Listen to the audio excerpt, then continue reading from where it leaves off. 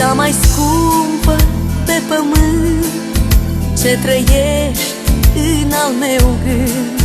Cea mai sfântă în viața mea ești doar tu, măicuța mea. Când mi-e sufletul rănit, măicuță dragă, eu te strig.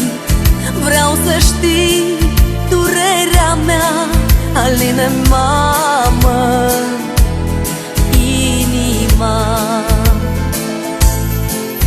Mă închin în fața ta, dragă mamă, nu știu cum să-ți mulțumesc, scumpă mamă. Iartă-mă de am greșit, sfântă mamă. Te iubesc la nesfârșit, dulce mamă. Cel mai sincer și mai blând e al mamei scump cuvânt. Cea mai luminoasă stea ești doar tu, măicuța mea. Iartă-mă că sfatul tău nu l-am ascultat mereu. De uita povața ta, să mă ierți, măicuța mea. Mă închin în fața ta, dragă mamă,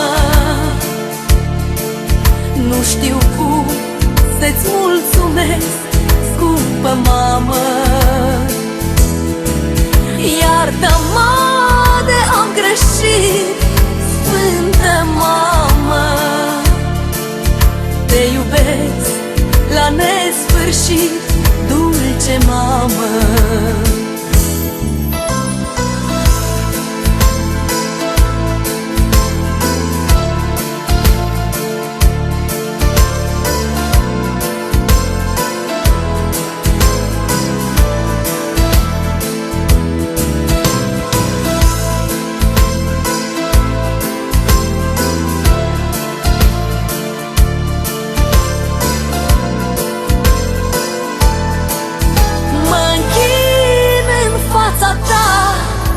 Dragă mamă,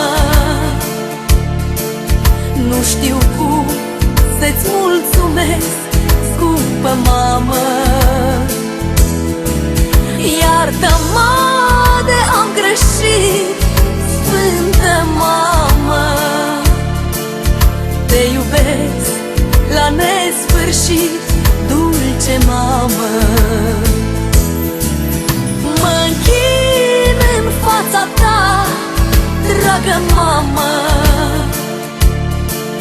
nu știu cum să-ți mulțumesc, scumpă mamă.